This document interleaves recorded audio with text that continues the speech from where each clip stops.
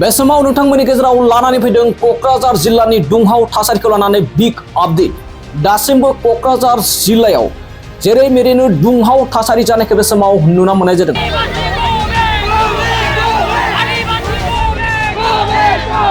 बे समाव मख'नांगोन दि मैया मोनाबिलि समाव क'क्राझार जिल्लानि सिङाव थानाय एबा क'क्राझार सहरनि साखाथियाव थानाय गोजोननि नोगोर क'क्राझार सहरनि साखाथियाव थानाय जा कारिगाव, बे कारिगावआव इनाय अनागारि जोंनि बर' लाइमोन राजा बिस्मित मुंनि सुबुंखौ इनाय अनागारियै आदिबासिनि सुबुंफोरा खौसे जानानै जिउ फोजोबनायजों लोगोसे साब्रै गाज्रि जोखोम जानाय जाथाया बे समाव दुंहाव थासारि।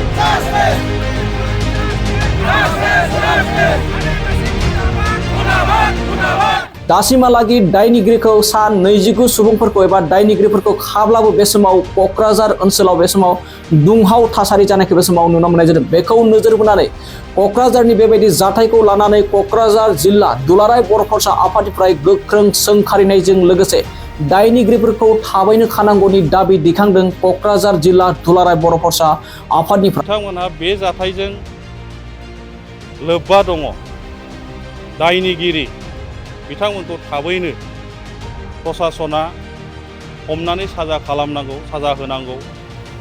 आयेननि बेबस्थायाव आवथायाव लांनानै बिथांमोनखौ थैजासिम साजा होनो थाखाय जोङो क'क्राझार जिल्ला एबसु हिसाबै जोङो दाबि खालामो। आरो बे समाव मख'नांगोन दि क'क्राझार ओनसोला बे समाव दुंहाव थासारि, जेरैखि जाया दायनिगिरिफोरखौ हमनानै गोख्रों साजा होनांगौनि रायजो राजाफोरा सोमावसारगासिनो दं। जेरैबो टायार सावनानै बे समाव लोगोसे बिटिसिखौ बन्द फोसावनायखौ बे समाव नुनो मोननाय जादों। गाबोननिफ्राय बिटिसिखौ बन्द खालामनांगौ एबा बिटिसिआव बन्द फोसावनांगौ होननानै गोबां दाबि दैखांलायनायखौबो बे समाव नुनो मोननाय जादों। जेराव दुंहाव थासारिया बे समाव सोमोहोदों ओनसोल नाङैनो बे समाव क'क्राझार जिल्लायाव दुंहाव थासारि जेरै मेरैनो सोमावसारनायखौ बे समाव नुनो मोननाय जादों। दानिया फैदो बिदिब्ला क'क्राझार जिल्ला दुलाराय बर' फरायसा आफादनिफ्राय माबायदि गोख्रों सोंखारिनानै माबोरैहाय दाबि दिखांदों जों बिथांमोननिफ्राय आबुङै खोनासंना लादों। मैया थांनाय जे बेलासिनि अनुमानिक 7टानि समाव कारिगाव ओनसोलनि नैबे मानसिं रडआव जे जोंनि क'क्राझार ओनसोलनिनो जे सिखना जोहोलाव राजा बसुमतारी, प्रभात बसुमतारी आरो जागिरस ब्रह्म बिथांमोनहा बे मानसिं रडआवहाय कन्स्ट्राक्सननि जिहेतु खामानि सोलिबाय थानायनि जिखिनि केम्प दङमोन, बे केम्पनिफ्राय माखासे मेटेरियेल्सफोर जोङो मिथिनो मोननाय बायदिब्ला बिथांमोनहा न'खराव खामानिनि थाखाय स्करपिय' गारिजों बेलसा लायनो थांनाय बे बाथ्राखौ जोङो मिथिदों। आरो फैनायनि उनावनो बेलासि समाव नैबे मानसिं रडआव जि सान्थालफोर जोङो बे ओनसोलाव गोलाव समनिफ्राय गाज्रि मानसि आखायाव हाथियार लानानै बोरला थिर जं बायदिसिना लानानै गोलाव समनिफ्राय बिथांमोनहा बे जायगायाव थायो बा समाजनि बेरेखा खामानि मावो होननानै जोङो मिथिनो मोनबाय थादों।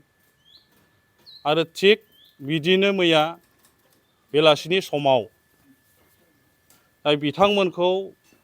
बिथांमोनहा ओरैनो आननेसासारि जेबो दाय गैयालासे गारिनिफ्राय लाखिनानै बिथांमोनखौ जेरै गोसो एरै साजा होनायजों बायदिसिना हाथियारजों बुख्रुब सुख्रुब खालामनानै जाय सिखना जोहोलावा मैया जायगायावनो जिउ गोमानो गोनां जाबाय। बे जाथायखौ मिथिनानै जोङो क'क्राझार जिल्ला एबसु हिसाबै जोङो दुखु मोननाय फोरमायदों आरो जोङो दिनै सोंखारिनो सानदों। जाय बिथांमोनहा बे जाथायजों लोब्बा दङ, दायनिगिरि बिथांमोनखौ थाबैनो प्रसासना हमनानै साजा खालामनांगौ, साजा होनांगौ। आयेननि बेबस्थायाव आवथायाव लांनानै बिथांमोनखौ थैजासिम साजा होनो थाखाय जोङो क'क्राझार जिल्ला एबसु हिसाबै जोङो दाबि खालामदों। जोङो लुबैयाखै माब्लाबाबो दिनै जाथिगत भाबै जोंनि गेजेराव संघर्ष जानांगौ जों माब्लाबाबो जों लुबैया।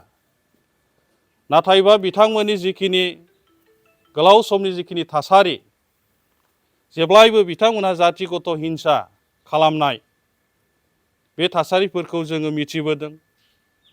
बावैसो सिगां चिरां जिल्लायावबो बेबायदिनो जाथाय जादों आरो जों बेखौ दिनै मिथिदों जों बयबो। दा बेनिखायनो जोङो क'क्राझार जिल्ला प्रसासन दिनै दुरबल होननानै जोङो बुंगोन। बिथांमोननि दुरबलनि थाखाय दिनै बे जाथायाबो जादों होननानै जोङो बुंगोन। खारन कारिगावनि जि आउटपस्ट बेयो जोबोद खाथियावनो आरो बे जाथाया जानो मोनामोन। आरो जाय घटनाखौ दिनै खालामदों बिथांमोनहा दिनै मोसौ सिखावनि नाम होनानै बे घटनाखौ खालामदों।